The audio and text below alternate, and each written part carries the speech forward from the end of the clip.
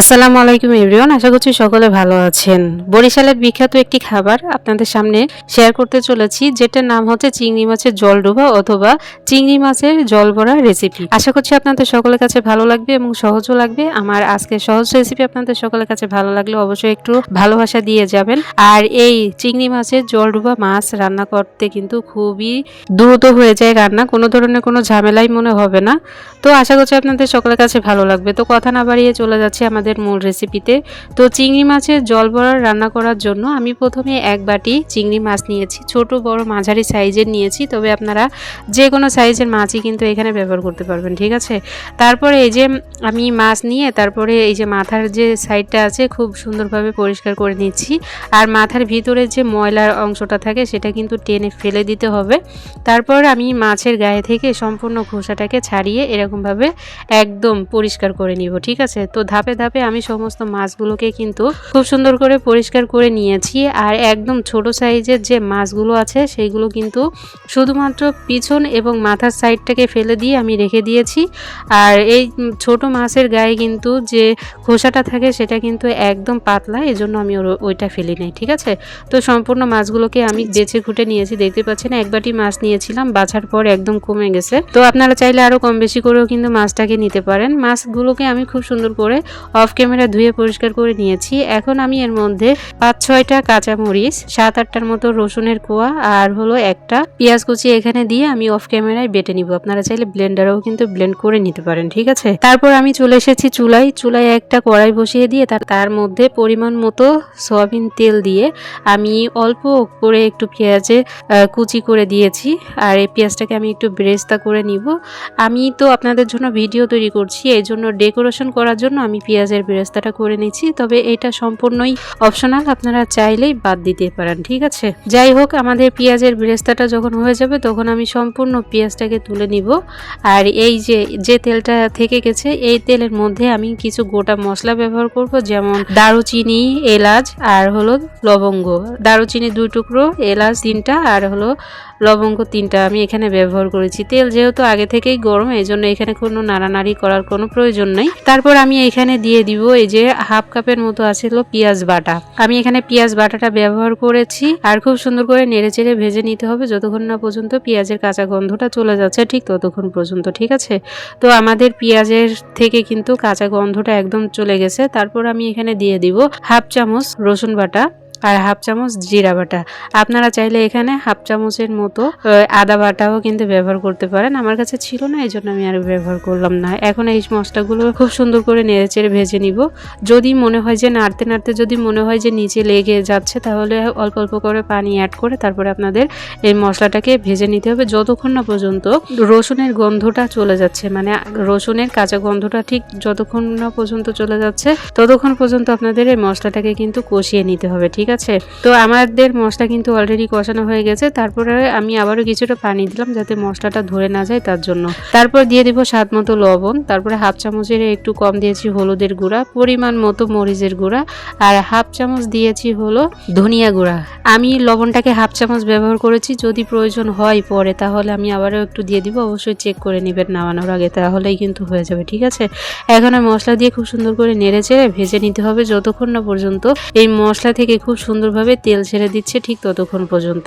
তো কথা বলতে বলতে দেখতে পাচ্ছেন অনেকটা দূর চলে এসেছি আর তেল কিন্তু ছেড়ে দিয়েছে অলরেডি মশলা থেকে।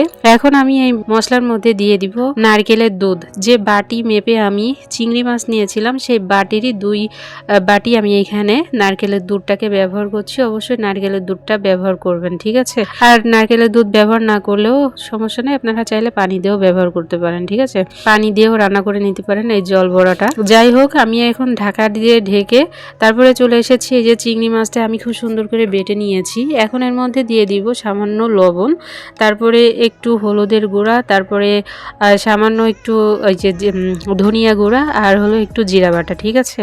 তো আমি এগুলো দিয়ে খুব সুন্দর করে মেখে নিব। এইখানে সমস্ত কিছু একদম কম কম করে দিয়েছি, বেশি কিন্তু আমি দিইনি, ঠিক আছে। তবে আপনারা আপনাদের পছন্দ অনুযায়ী দিতে পারেন সমস্ত মশলাগুলো।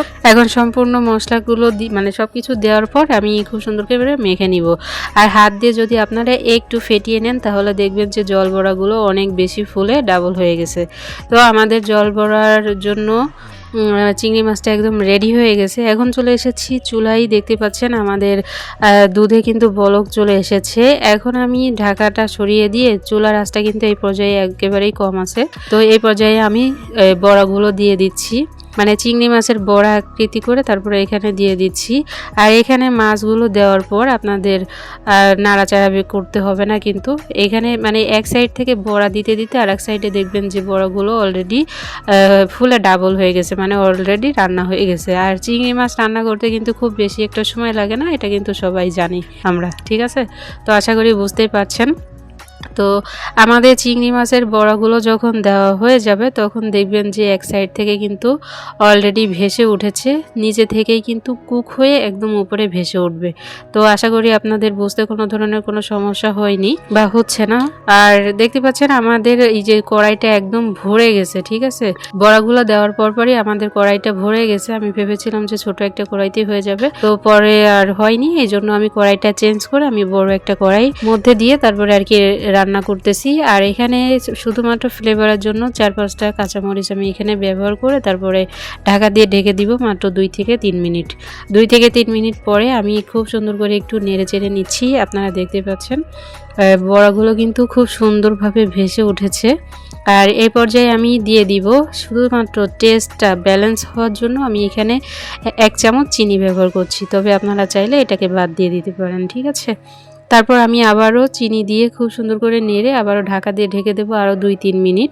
আমি মানে আপনাদের হাতে মাত্র 10 মিনিট সময় থাকলে কিন্তু আপনাদের এই জলডোবা বা জল বড়া খাবারটা রান্না হয়ে যাবে। এখানে কিন্তু বেশি সময় লাগে না রান্না করতে। তো আমাদের তরকারিটা কিন্তু অলরেডি হয়ে গেছে। তো এই পর্যায়ে কিন্তু আমাদের চুলাটা বন্ধ আছে। আর কতটা সুন্দর দেখা যাচ্ছে সেটা কিন্তু আপনারা দেখতেই পাচ্ছেন। তো চিংড়ি মাছটা বাছতে যতটা সময় লাগে রান্না করতে একটুও সময় লাগবে না আপনাদের। আশা করি আপনারা দেখেই বুঝতে পারছেন কতটা সহজ একটা রেসিপি। তো আপনারা যখন তরকারিটা ঢালবেন মানে পরিবেশন করবেন তখন আর কি একটু ঠান্ডা করে তারপরে পরিবেশন করার চেষ্টা করবেন। একটু ঠান্ডা করে পরিবেশন করলে যেটা হয় তরকারির যে আসল গ্লেজটা সেটা আর কি অনেক বেশি গ্লো করে। আর আমার তরকারিটাও দেখতে পাচ্ছেন যে কতটা চকচক হয়েছে, মানে অনেক বেশি চকচকে দেখা যাচ্ছে। তো যাই হোক, আমার কাছে তো খুবই ভালো লেগেছিল। আপনাদের কাছে কেমন লেগেছে অবশ্যই কমেন্টস করে জানিয়ে যাবেন। আর ওই যে আমি আগে থেকে যে পেঁয়াজের ব্রেস্তা করে রেখেছিলাম সেটা আমি এখানে একটু ডেকোরেশন করে দিচ্ছি জাস্ট আপনাদের দেখানোর জন্য। সো ফাইনালি আমাদের আজকের রেসিপি এতটুকুই। কেমন লাগলো অবশ্যই লাইক কমেন্টস করে জানিয়ে যাবেন। ভিডিওটি ভালো লাগলে অবশ্যই বন্ধুদের মাঝে শেয়ার করে দেওয়ার চেষ্টা করবেন। ফাইনালি আমাদের মূল রেসিপি ছিল এতটুকুই। সবাই অনেক ভালো থাকুন, সুস্থ থাকুন। আমাদের পরবর্তী ভিডিও দেখার আমন্ত্রণ জানিয়ে আজ এখানে বিদায় নিচ্ছি। আল্লাহ হাফেজ।